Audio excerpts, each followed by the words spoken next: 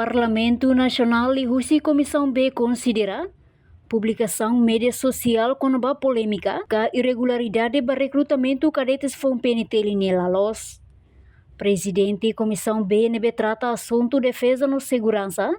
Deputado Domingos Augusto Decker informa assunto nebe jornalista Sira a foi em fiscalização ba ia Comando Geral PNT li sexta-feira né. Tuir deputado Decker polêmica nebe moço ia público com a irregularidade para recrutamento cadetes foi PNT line, la ia evidência, também se dá ia ninha veracidade, não certeza com a polêmica né.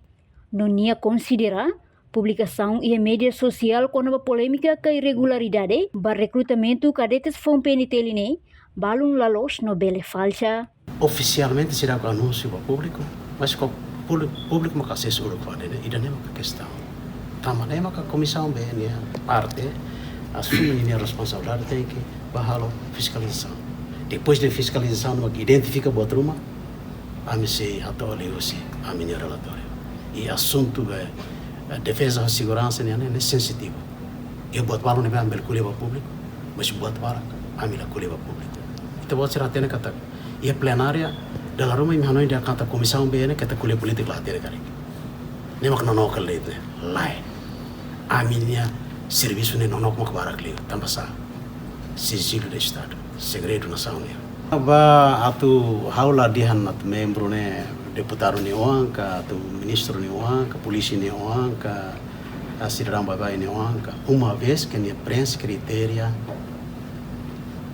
né direito a botida de favoritismo kata la prensa critério mas tem que ler né foi em lamentação no público dele veracidade nessa cidade aqui, certeza da nossa cidade aqui.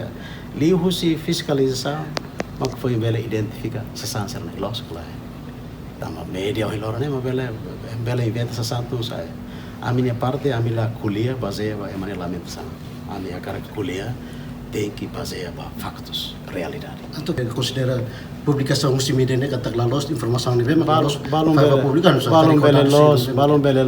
bela los tamba ita sidau que estão dados concretos. Portanto, Comissão B ladau detecta irregularidade rumah, nebe moço, com a preocupação público niang, liga ao processo de recrutamento cadetes FOM PNT. Reportagem em Epifânia de Carvalho, Televisão Timor Post.